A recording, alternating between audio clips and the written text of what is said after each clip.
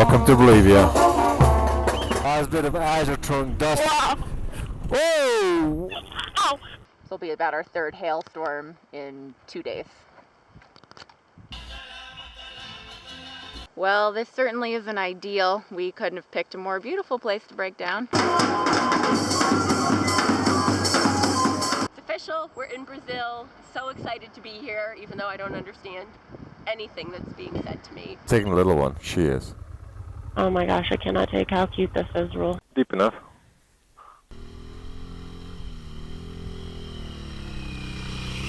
Nothing can do justice to the beauty of this place. That was SNN's reporter Azure O'Neill and her partner Rule Bremmers. SNN has been airing their My Ticket to Ride travelogue since they left the Suncoast last year on their motorcycles and traveled throughout South America. I perhaps have been watching more avidly than anyone else on the Suncoast as Azure is my daughter. She and Rule have returned after 10 months in South America, and they're here with us today to give us some insights into their journey. So, hi guys. Hi. Hello. Welcome home. Thank you. Yes. So I'm sure everybody wants to know a little bit about both of you and how your journey started. So let's begin the show there. Okay. Well, I studied management economy and law, and I always had this dream to go and travel to Australia. I pursued a career after my study, but I still had that dream, and at some point the light above my head went on, and it was like now or I might never do it. So 6 months later I got on my bike and rode overland as much as possible to Australia, and it just was an eye-opening adventure through countries like Turkey, Iran, Pakistan and India. It just changed my whole view on the world. Okay. And how long ago did that start? When did your That journey was begin? over 7.5 years ago. Okay. So- And Azure, when did you come along on this journey together?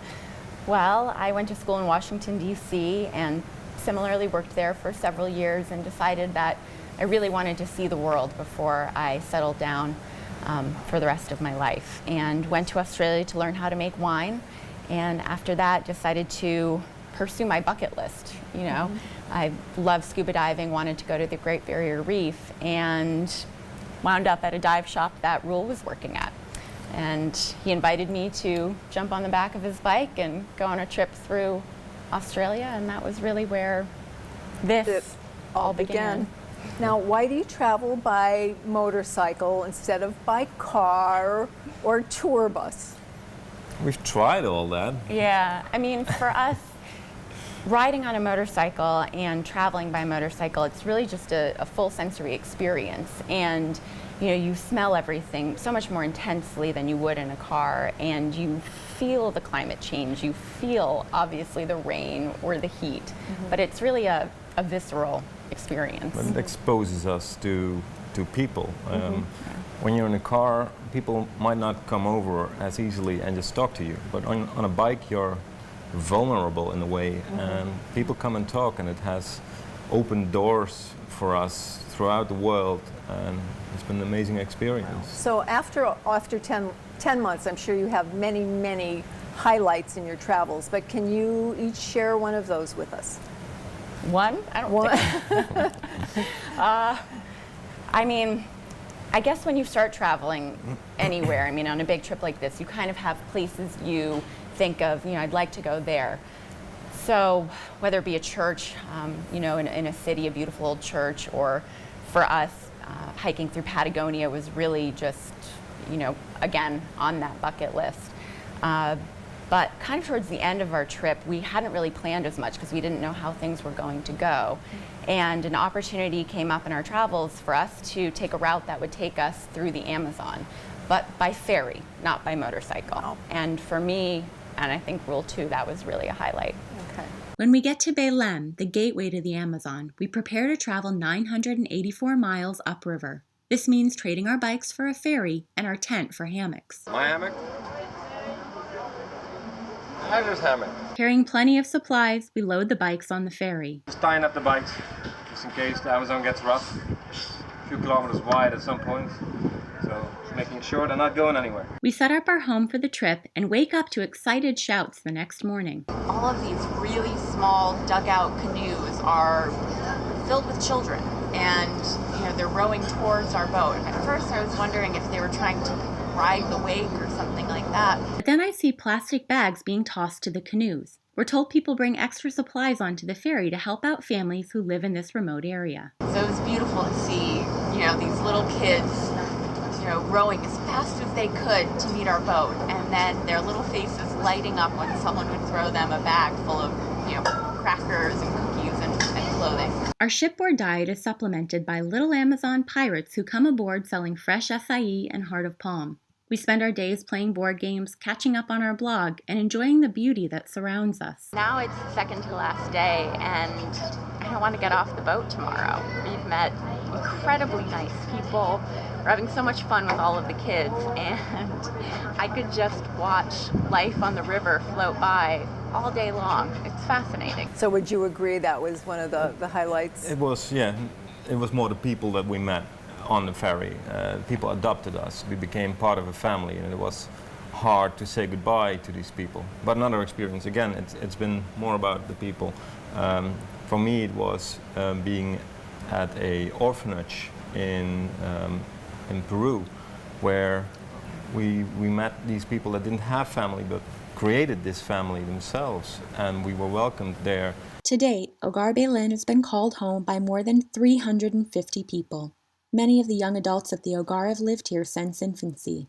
They choose to stay and help out around their regular jobs and university classes. The Hogar also serves as a shelter to women who have nowhere else to go. Antes yo vivía con mi esposo, pero por problemas familiares y ya mejor decidí venir acá en un lugar más tranquilo. Everyone at the Hogar pulls their own weight and has chores to do. We help out where we can and have a great time playing with the kids. And just, I will never forget the goodbye, the hug that I got from this little girl. It was just heartwarming to be there, to experience that. Yeah. Well, thank you. When we come back, we'll hear more about your journeys, and we'll have some questions from one of our viewers named Margie in Sarasota, who asks, how do you manage to travel around the world like this? So stay tuned.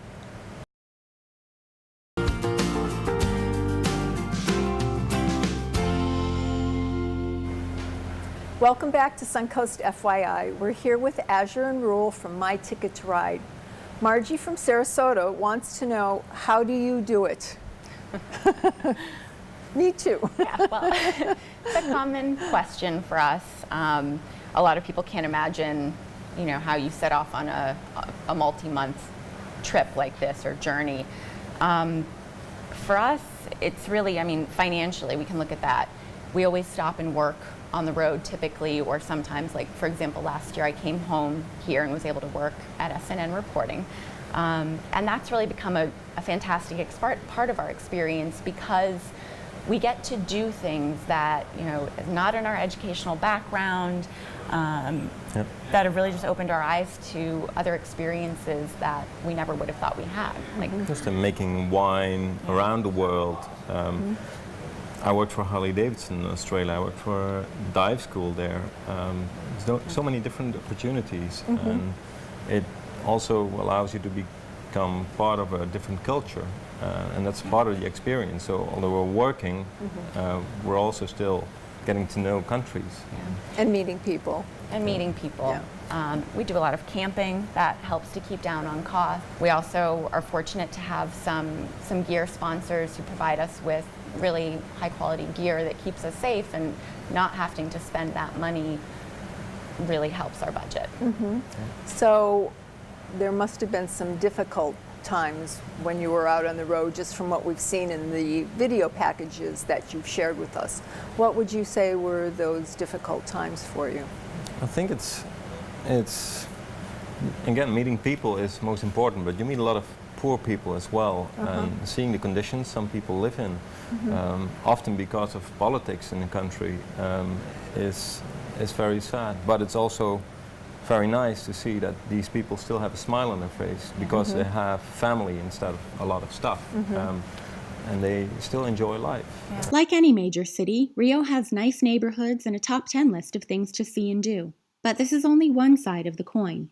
So we take a cable car to the favelas, Rio's infamous slums, many of which lack public services and are run by crime organizations. We get off at a couple of stops where there are police stations and explore the neighborhoods. The living standards here are different from what many of us are accustomed to, but the people here are really friendly and helpful. Kids are out playing and flying kites together. It's been really nice to see this other side of Rio. Later, we meet a sushi restaurateur who lived in New York City for 10 years. When Rafael returned to Brazil, he wound up living in a favela in order to shorten his commute to school. He says he was surprised by the way he was welcomed there. My neighbor called me up, hit on my door, and say like, Rafael, you want to have a coffee with my family? At the beginning it was like, how's that happen? Nobody never invited me to have a coffee with their family. And I thought, I was like, wow, this place is amazing. People are so nice, people are so friendly. Rafael says the favelas can be dangerous, but he applies his outlook on living there to everywhere he goes in the world. If you look for trouble, you're gonna get trouble. If you look for friendly situation and get to know the culture and get to know the people, you will have that too. Priorities kind of are different for many of those people. And for us also, it was really hard to see all of the stray animals, especially stray dogs. You know, on almost every town we went to, there were stray animals, and oftentimes when we camped, we'd wind up with guard dogs for the night. On our way from Bogota to Medellin, we stop in Rio Claro and set up camp in the rainforest. A pretty big storm came through last night, and this morning we have awoken with a new tent mate.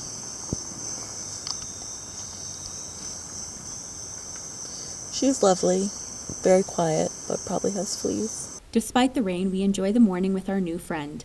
Share your meal, and they want to take care of you after that. And they just lay against the tent, and as soon as someone would walk up, when we were wild camping, then they would just guard us. They'd start barking. That must break your heart. I mean, being an animal lovers like the two of you are, so it wasn't all butterflies and rainbows all the time. There were some really heart-wrenching moments for you. I can't imagine doing about half of the things that you do in the past 10 months. What is something that you either did together or separately that you never thought that you would do in your life? A few things. You want to take that? Yeah. I think for me, I helped the rider on our way into Bogota, Colombia. I fixed his bike for him, and then he had friends waiting for us at the entrance to the city, pretty much. And they took us to a stunt show of friends of them, a motorcycle stunt show. And I had never imagined sitting on the back of a motorcycle making a stoppie, so on the front wheel.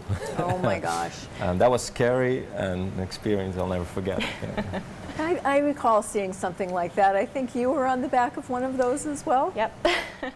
The members of Stunt House wow us with a wide array of tricks. Instructor Arturo Piolín is Colombia's #1 stunt rider.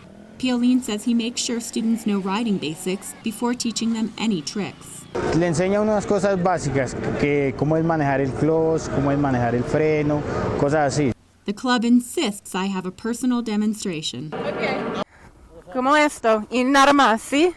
Okay, y mis pies acá, aquí. Okay. I was basically told to hang on for dear life. Okay, despacio, está bien.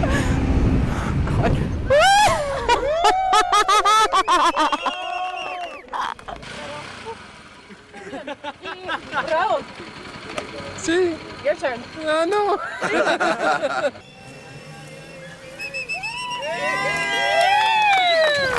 For me, I never imagined being in a pageant. That's not something I ever thought I would do. And pageant organizers at a motorcycle rally we went to asked me to get up on stage and you know, leave it to the decision of the audience. And I wanted to show that there's another example of a female motorcycle rider.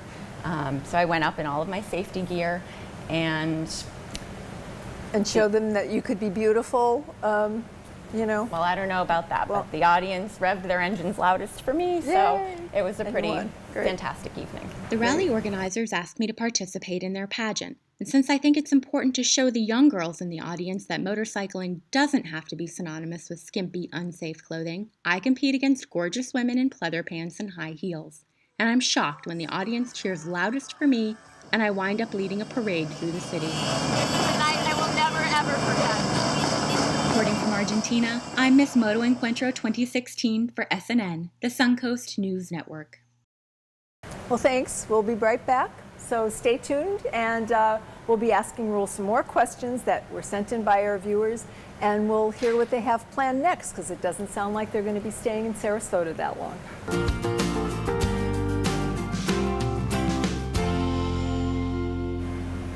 Welcome back to Suncoast FYI. We're here with Azure and Rule of My Ticket to Ride, and they're going to be answering some of our viewer questions. So let's start. What was the most challenging situation that you've ever dealt with in your travels? I know you laugh when I ask you to do these things, because I know there's dozens of them, right? I mean, there's a lot of them. There's been a lot of dirt roads and sand and dust and stuff, but I think the most challenging was all the way south, getting closer to Ushuaia. The winds that came from left and right, it just made you ride the bike like on an angle continuously, and then when a truck would come from the other side, which would take away the wind, and then the wind would catch you again, that was frightening. Okay, now Ushuaia is at the tip of Argentina, That's the most southernmost point. Before you reach Antarctica. Yeah. Yes? And Okay. the landmass just gets really narrow, so there's a lot of wind patterns to deal with. We've heard winter is coming quickly to Ushuaia, the southernmost point you can reach by road in South America. So we decide to make one last push for our destination and take the fastest route, which happens to be the windiest. This is where the wind picks up and right away blows me to the other side. Oh my gosh. The Argentinian winds are infamous. Pretty much continuously on an angle. This point is not the wind I'm worried about too much, it's most of the oncoming trucks. When trucks pass, the wind pattern becomes terrifyingly unpredictable. Last week, a Chilean rider lost control and didn't make it. This is not a forgiving stretch of road. Okay. A lot of people think it's things like breakdowns that are difficult for us to deal with, but we kind of travel with this sense that if we're broken down in some place, we're kind of meant to get stuck for a little while, and usually we wind up meeting really incredible people this way. So. And that's what it's about. It's part of the journey. Everything that exactly. happens to you, just take it in stride as part of your journey. Exactly. Okay, our next question is from Susan in Sarasota, and she asks, what is the oddest thing or place that you have ever encountered? I don't know, for me it was... the warthog pet in Guyana. Wow, yeah.